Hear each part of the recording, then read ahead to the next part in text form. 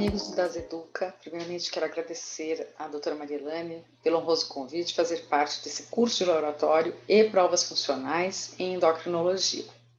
Hoje o nosso papo é sobre ultrassonografia da tireoide e eu vou falar sobre o TIRADS na prática. Meu nome é Cristina Chamas, eu sou radiologista, sou de São Paulo, sou coordenadora do setor de ultrassonografia aqui da DASA São Paulo.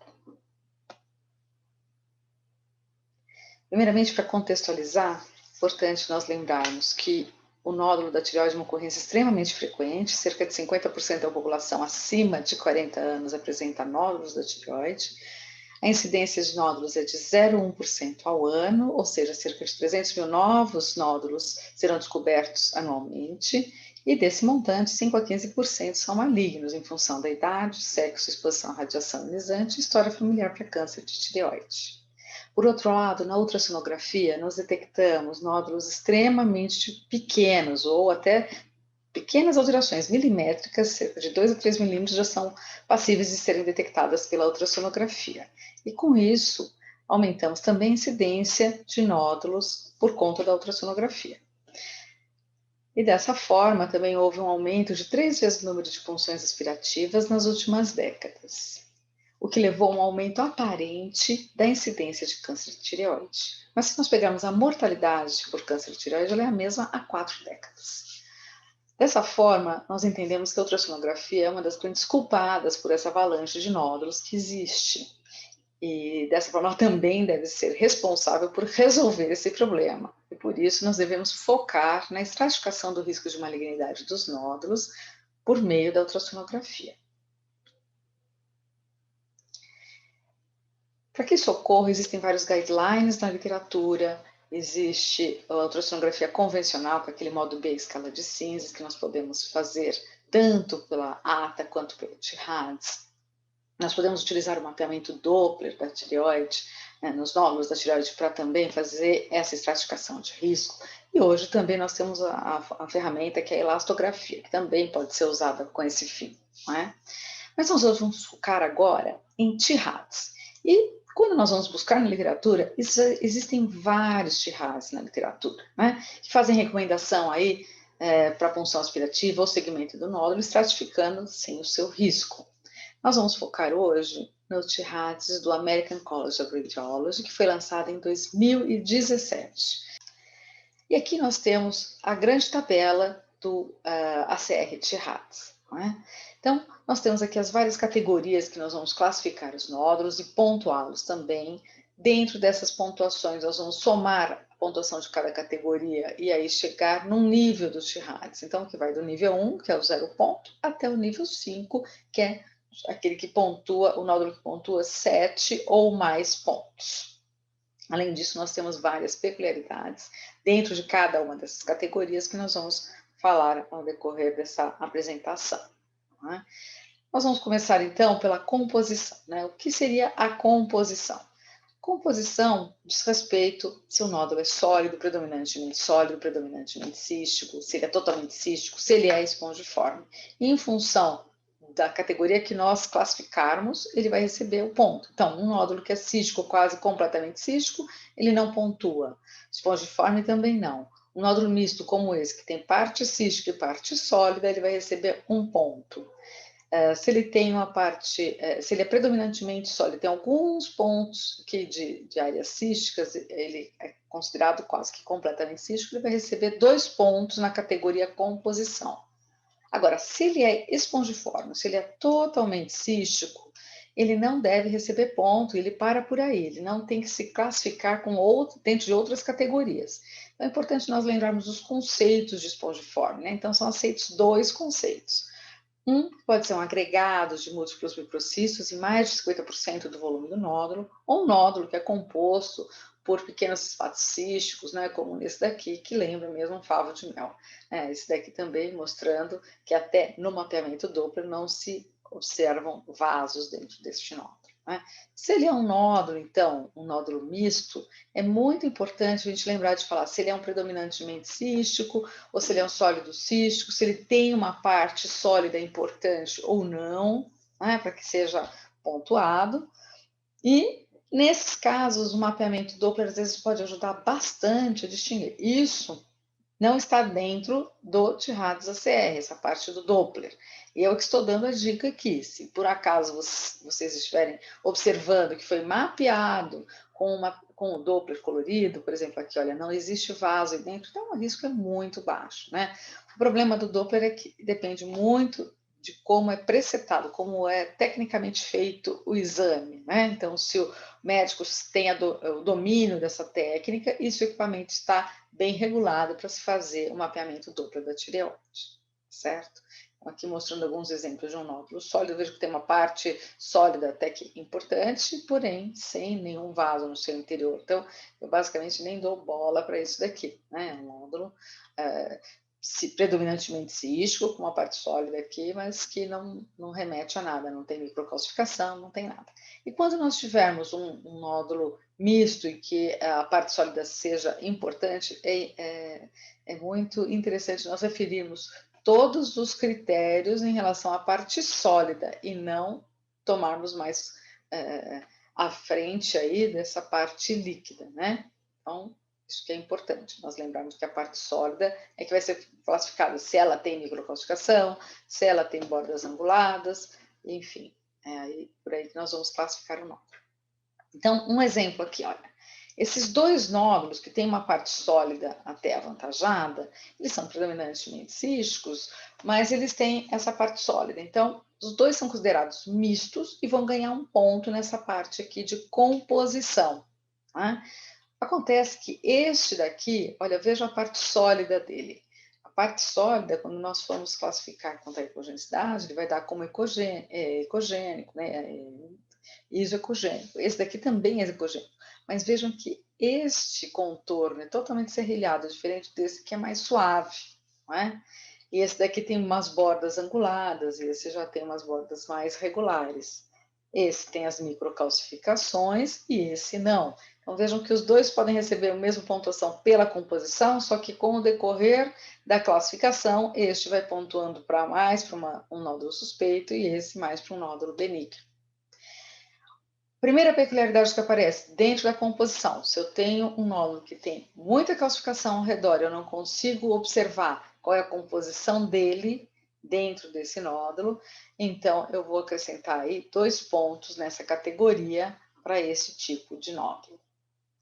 Bom, a segunda categoria é a ecogenicidade. Então, a ecogenicidade vai falar sobre o grau do componente sólido do nódulo, né? O grau de ecogenicidade do componente sólido em relação ao parênquima normal da tireoide. Então, se o nódulo é hiperecogênico em relação ao parênquima normal, se ele é isoecogênico em relação ao parênquima normal, ou se ele é anecogênico, totalmente cístico, né? Então, aí nós vamos dar para o anecogênico nenhum ponto, para o hiperecogênico ou para o isoecogênico 1 ponto. E agora nós vamos falar sobre o hipoecogênico, né? O hipoecogênico ele não vai ser só comparado em relação ao parênquima normal da tireoide, mas também em relação à faixa de músculo adjacente à tireoide. Então, se ele é um hipoecogênico que ele se assemelha à hipocogenicidade do músculo, né? A ecogenicidade que nós temos aqui no músculo, o tom de cinzas do músculo, então ele vai ser dado como hipoecogênico somente, vai receber 2 pontos. Agora, se ele for marcadamente hipocogênico, se ele for mais escuro do que essa faixa de músculo, ele vai receber 3 pontos, tá bem? Então, essa é a grande diferença. Nesse caso também, uma peculiaridade que nós temos é se ele tem alguma calcificação, alguma coisa que impeça de se observar a ecogenicidade total desse nódulo, ela não pode ser definida, nós vamos aí atribuir 1 ponto para esse nódulo, nessa categoria. Quanto à forma, né? Então, nós devemos classificar sempre em relação ao eixo transversal desse nódulo. Se ele tem uma forma arredondada, ovalada, no eixo transversal, como nesse caso aqui, ele não recebe pontuação. Agora, se no eixo transversal, como neste caso, eu vejo que ele é mais alto do que largo, ele vai receber 3 pontos. Né? Esse é uma observação visual, mas também você não pode ser tão rigorosa a ponto de falar 1 milímetro só de diferença num nódulo grande, eu já vou classificar como um nódulo mais alto do que largo. Não, não pode ser assim. Né? Então, sempre lembrar que tem que se classificar no eixo transversal, essa categoria sempre observada no eixo transversal, e tem que ter uma certa diferença entre a altura e a largura para ser colocado neste nível aqui, de 3 pontos. Quanto à dimensão, é importante sempre nós medirmos o maior eixo, né? O maior eixo é válido, e eu sempre falo que para o acompanhamento nós devemos sempre preconizar que se faça o volume nesse nódulo para saber se ele está aumentando ou não. É importante também lembrar de que essa medida deve incluir o halo desse nódulo, né?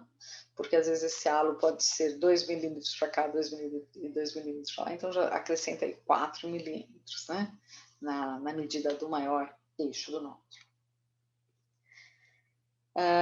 Outra coisa, além de incluir o halo, quando nós estamos fazendo a medida de um nódulo misto, que tem a parte predominantemente cística e tem uma parte sólida que nós vamos observar, é importante medir o maior componente sólido também, né, e o seu volume para que a gente faça um acompanhamento daquele nódulo, né? Lembrando que crescimento do nódulo não é patognomônico de malignidade, é muito comum, nós temos variações de tamanho devido ao componente cístico do nódulo. Né?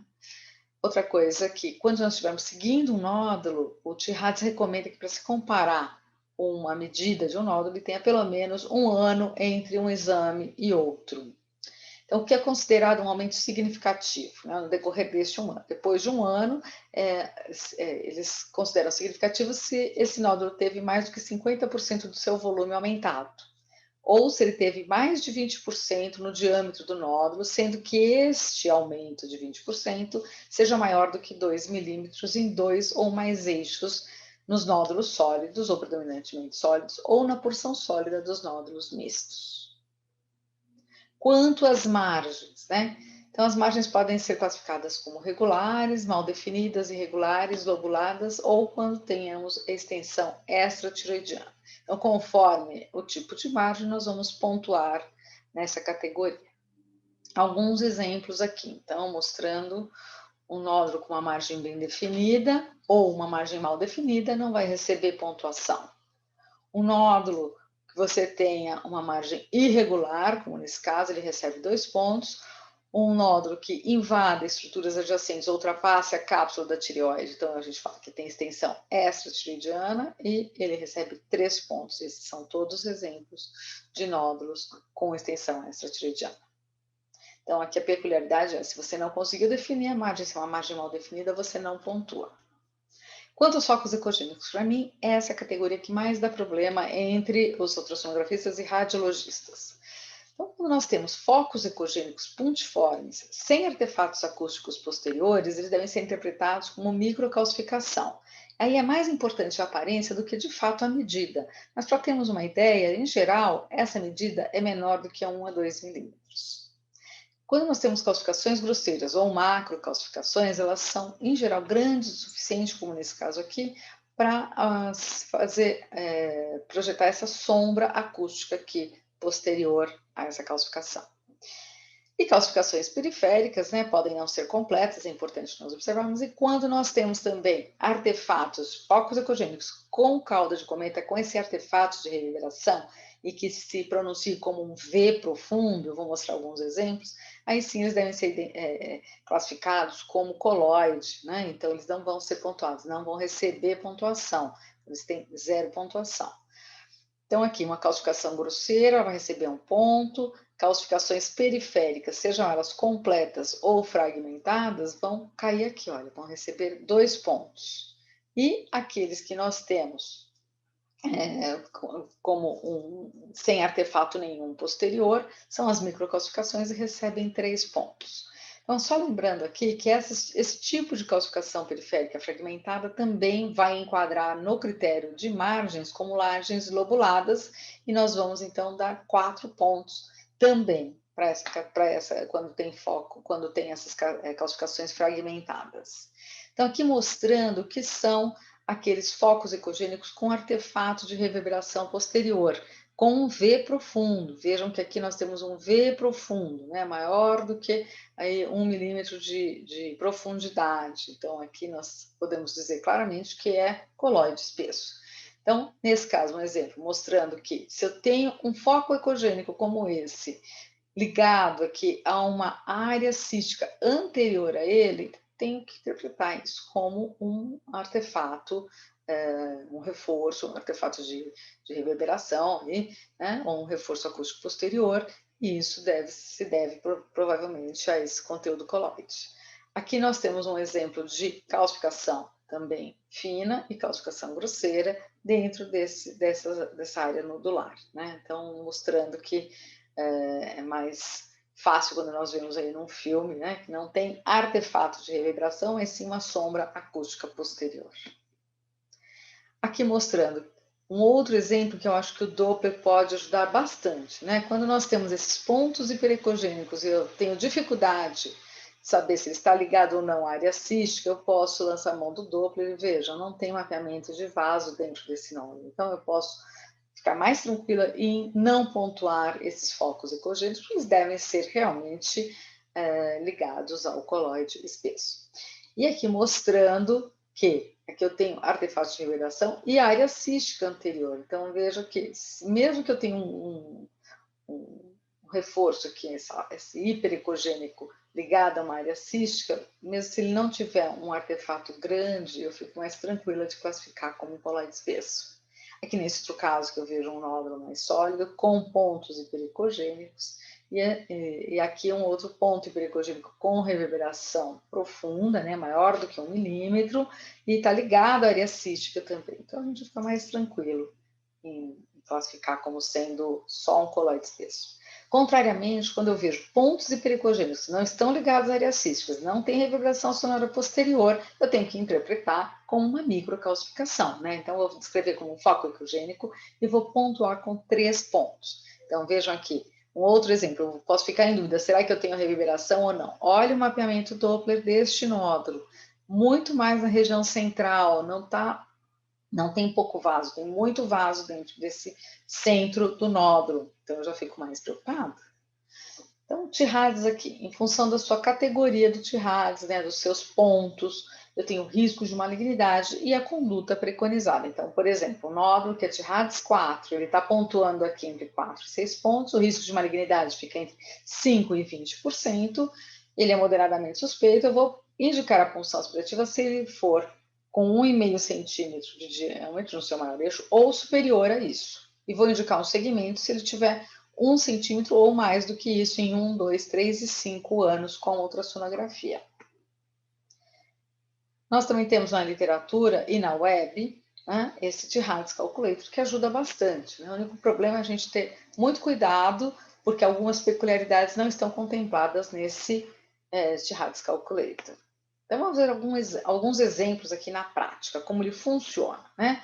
Então, este é um nódulo em 2 tomadas dele, é um nódulo que é isocogênico, ele é sólido, né? Então ele recebe 2 pontos por ser sólido, né? Então, a composição dele, isocogênico, 1 ponto, ele não é mais alto do que largo, a extensão extratireoidiana existe, que eu já vejo que ele ultrapassa aqui a cápsula da tireoide, vejo que ele lobula aqui a cápsula, ele interrompe a cápsula, eu posso ver aqui que tem uma área mais hiperecogênica fazendo realmente contorno da cápsula, aqui essa área é interrompida.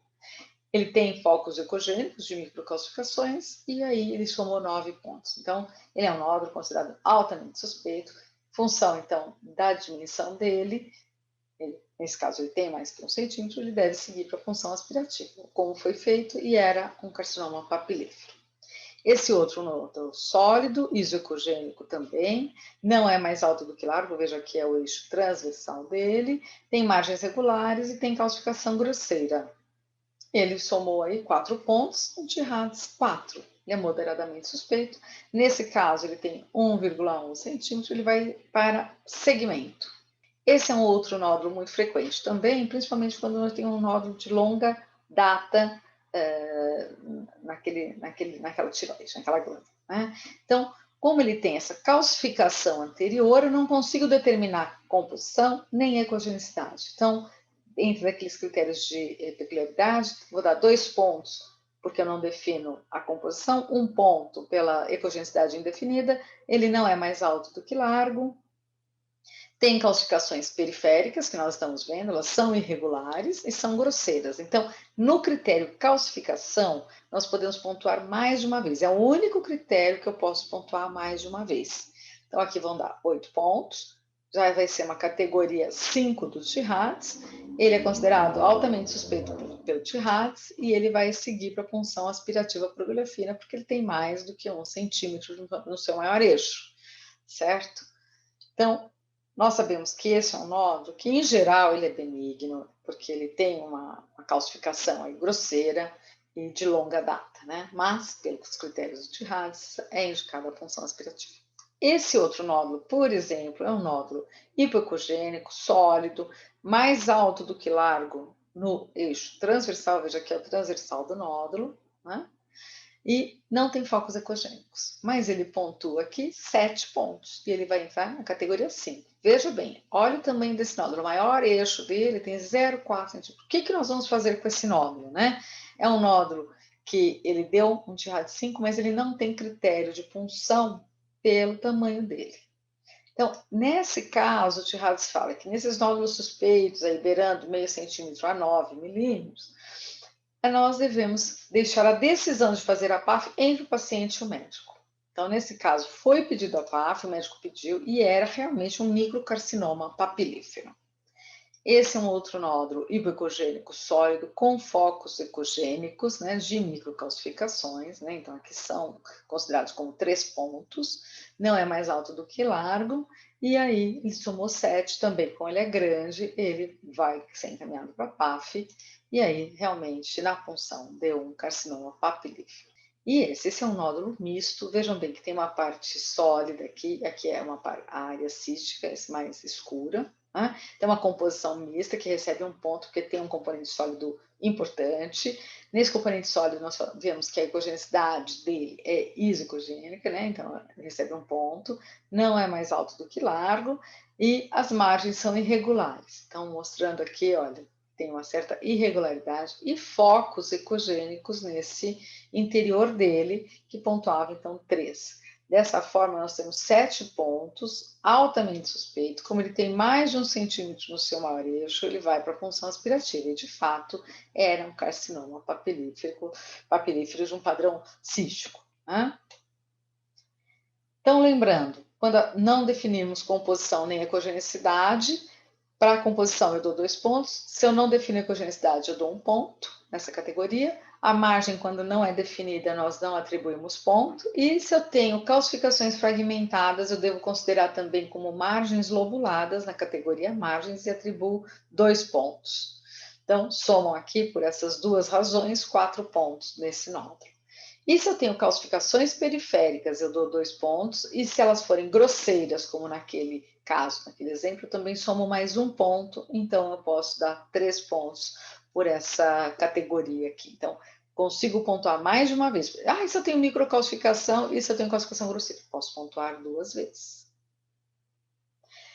Bem, parte vital da nossa análise ultrassonográfica do pescoço também é observar linfonodos cervicais. Então, essa é uma parte vital que eu acho. Então, o que é um linfonodo normal? O linfonodo normal é um linfonodo alongado, que eu tenho uma área, um hilo central hiperecogênico, a parte cortical hipoecogênica, sem microcalcificações, sem áreas císticas, né? E com a vascularização hilar, né? Vejam aqui, mais na região central do que na periferia. Contrariamente, quando eu vejo um linfonodo, apesar dele ser alongado, e eu tenho uma vascularização pelo mapeamento Doppler aqui mais cortical, que é totalmente diferente, vejam aqui também, tenho um exemplo aqui de uma vascularização mais anárquica, aqui um outro linfonodo com microcalcificações, e aqui alongado e com microcalcificações. Vejam que nenhum deles é um linfonodo gigante, né? Então são linfonodos pequenos, mas muito suspeitos, e aqui a punção aspirativa é mandatória para esse tipo de linfonodo. E agora, finalizando, gostaria de deixar aqui algumas mensagens de que é muito importante nós reconhecermos os sinais de maior risco de malignidade, né? Sabermos bem os conceitos disso. É importante estratificar o risco de uma forma confiável.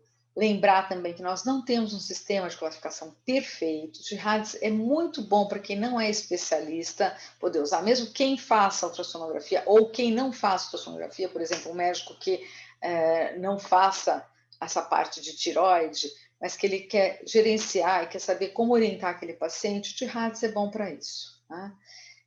E lembrar também que é importante nós levarmos em conta o risco para cada paciente no momento de solicitar a punção aspirativa e evitar punções desnecessárias. A gente não pode ficar pedindo punção para qualquer nódulo da tireoide. Nós devemos seguir as recomendações, lembrar do risco individual de cada paciente e lembrar também que Gerhard's é diferente de Behat's. Fazer o exame inteiro do pescoço. Então, portanto, se você que está assistindo aqui é um prescritor, é importante você sempre lembrar de pedir tanto ultrassom da tireoide quanto ultrassom da região cervical para análise dos linfonodos. Que esse tipo de ultrassom dos linfonodos, os componentes laterais e componente central, eles não estão contemplados dentro da ultrassonografia da tireoide. Quem faz essa análise completa não recebe pelos dois tipos de exame. Então, é importante também solicitar esses dois tipos de exame como uma forma ideal de solicitação do exame, né, de prescrever esse exame.